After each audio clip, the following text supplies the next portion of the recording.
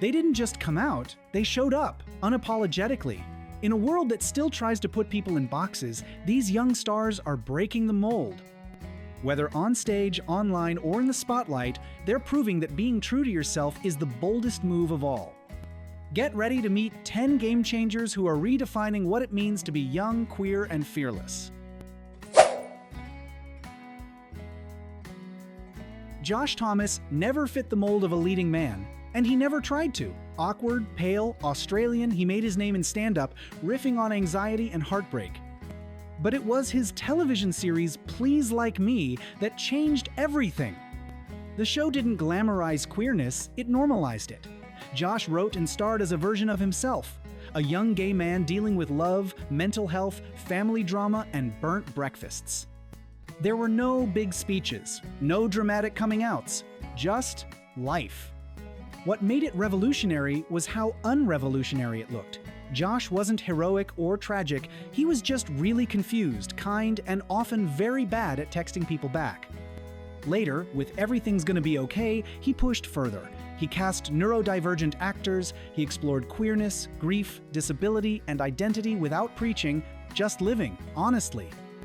Networks didn't always know what to do with him. He wasn't polished, he wasn't commercial, but for many viewers, especially queer ones, Josh Thomas offered something more valuable than visibility.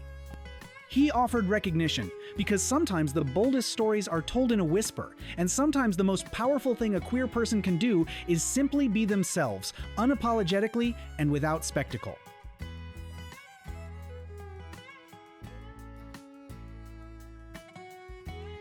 Before she ever came out, Jojo Siwa was already everywhere.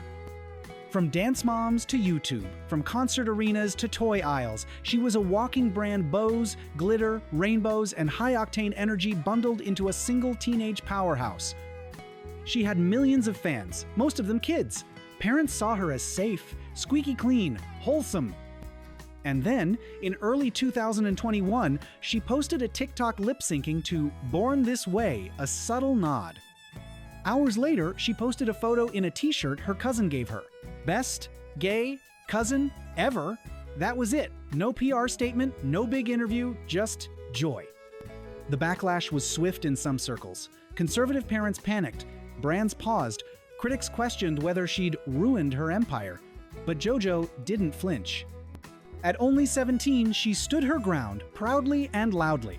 She began dating publicly, speaking openly, and living as the queer icon she never had growing up.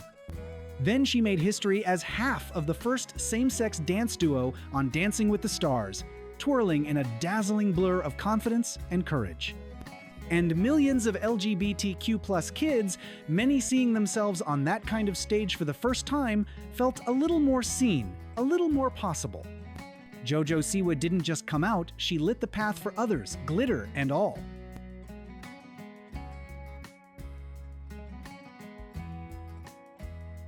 Justice Smith wasn't supposed to surprise us. He was the charming young actor with breakout roles in Jurassic World, The Get Down, and Detective Pikachu. He was on the rise, the kind of star you expect to keep his personal life off the table. But in 2020, during a wave of global protests in support of Black lives, Justice posted something unexpected. In a message calling for support of Black trans people, he casually included a quiet truth. As a Black queer man myself, no rainbow filter, no red carpet reveal, just authenticity. Hollywood didn't know what to do with it. Some fans cheered, others balked, the industry stayed largely silent, but Justice didn't shrink. He kept working, kept advocating, and kept speaking up for the intersections of race, queerness, and masculinity, a space where few actors, especially Black men, have been allowed to exist out loud. He didn't rebrand as an activist, he didn't perform his identity. He simply made space for it, in his work and in his life. And in doing so, he cracked open conversations many didn't even know we were ready for. Justice Smith didn't come out for attention, he did it for truth. And that made it all the more powerful.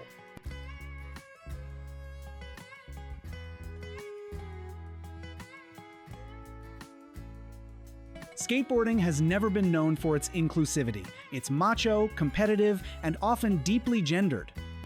Leo Baker was one of the best, a prodigy with medals, sponsorships, and a ticket to the 2020 Olympics. But behind the wins and the endorsements was a secret tearing him apart. Leo wasn't just uncomfortable in the spotlight. He was being forced to compete under a name and a gender that didn't reflect who he was. The cost of success was invisibility. So in 2020, he made the most radical move of his career. He walked away from Team USA and came out as a transgender man. He gave up the Olympics. He gave up endorsements. And in return, he got something bigger, his freedom. Leo's journey is captured in the documentary Stay on Board, where he reveals the pain of being misgendered, the corporate silence, and the emotional toll of choosing authenticity over approval. But there's also joy in skating freely, in transitioning openly, and in refusing to be erased. Now, Leo Baker is more than an athlete. He's a pioneer, a game changer, a reminder that sports can and must evolve.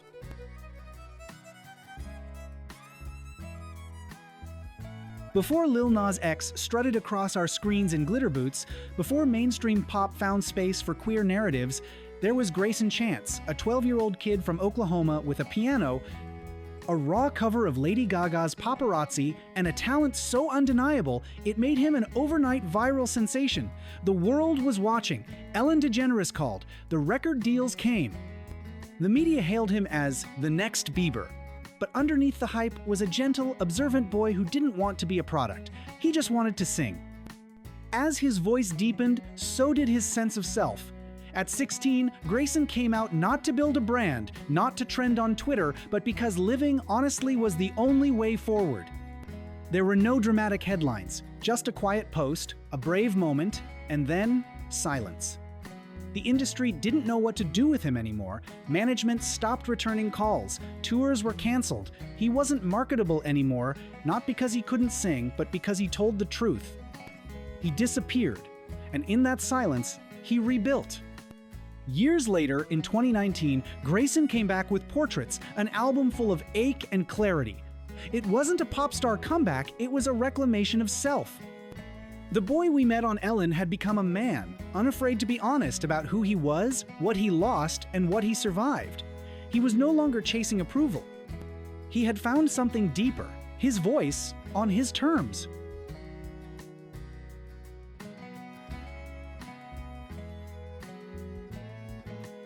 Dylan Geik didn't just come out, he shattered expectations. A star wrestler from Illinois, he looked every bit the classic American jock. Square jaw, varsity jacket, champion medals. But inside, he was also a poet, a thinker, and, quietly, a gay teenager finding his footing in a world that wasn't built for softness in sports. His coming out in a high school newspaper essay went viral, not because it was loud, but because it was rare. An openly gay athlete in a hyper-masculine sport? That wasn't supposed to exist. But Dylan didn't care. He posted poems about love and longing. He shared photos with his boyfriend. He kept winning on the mat. And yet, the visibility came with a cost. He was too gay for some teammates, not gay enough for some in the LGBTQ+ community. He lived in the uncomfortable in-between. But instead of retreating, Dylan chose a new path. He joined the US Army. It wasn't a publicity stunt. It was a personal decision for discipline, for purpose, for something larger than himself. Even in a system where inclusion is still evolving, Dylan showed up authentically. Now, his voice is quieter, but no less powerful. He writes, reflects, lives on his own terms. In every word, he redefines what it means to be strong, not by hiding emotion, but by honoring it.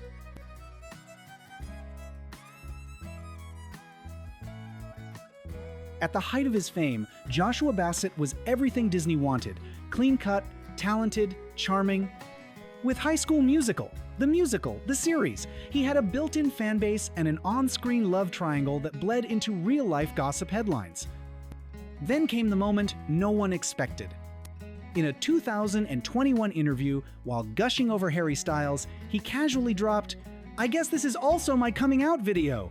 It was understated, almost tossed off. But it sent shockwaves through the internet.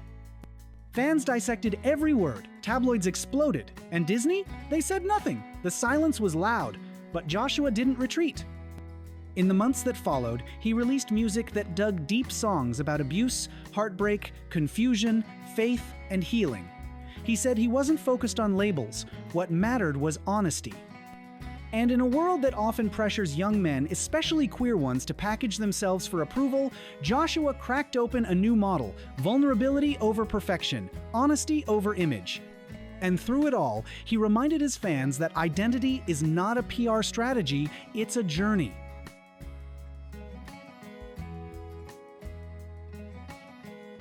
Before he was Jake Zyrus, he was known as Charis the Filipino prodigy with a once-in-a-generation voice. Oprah called her the most talented girl in the world. David Foster mentored her. Celine Dion welcomed her on stage. She was poised for global superstardom. But fame couldn't quiet the voice inside the one that told him he wasn't living as his true self. First, he came out as a lesbian in 2013. Then, in 2017, he came out again, this time as a transgender man, and everything changed. The Filipino press didn't celebrate, they scrutinized. Western media, once so eager for interviews, went silent. Jake's bookings disappeared, record deals vanished. His voice, though still incredible, was no longer marketable by pop standards. But Jake didn't go away, he went independent. He wrote his own music, told his story, took ownership of every lyric, every performance, every step of his transition. Not for fame, not to win back fans, but to live freely. Today, Jake Zyrus stands as a quiet revolutionary, a queer Asian trans man in an industry that tried to erase him and who refused to disappear. His presence is proof that talent doesn't fade when you tell the truth. It deepens.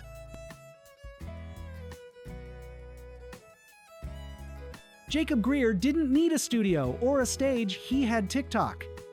With a charming grin, a mop of messy hair, and a sharp sense of humor, he built a massive following as Greery, the boy next door who made lip syncs and skits feel effortless. Millions watched. But behind every post was a young man quietly working through his identity publicly, but not loudly. Then one day, someone asked in the comments if he was gay. His answer? I'm bi. No fanfare, no special video, just honesty. In a space built on filters and branding, Jacob's low-key coming out was groundbreaking. But while fans celebrated, the algorithms noticed. Views dipped, sponsors hesitated, trolls got louder. And suddenly, the internet's golden boy was a queer creator being punished for telling the truth. But Jacob didn't backtrack. He leaned in. He posted about biphobia, about masculinity, about the weird space bisexual men often occupy visible, but dismissed. He didn't pretend. He didn't soften the truth, he just kept showing up.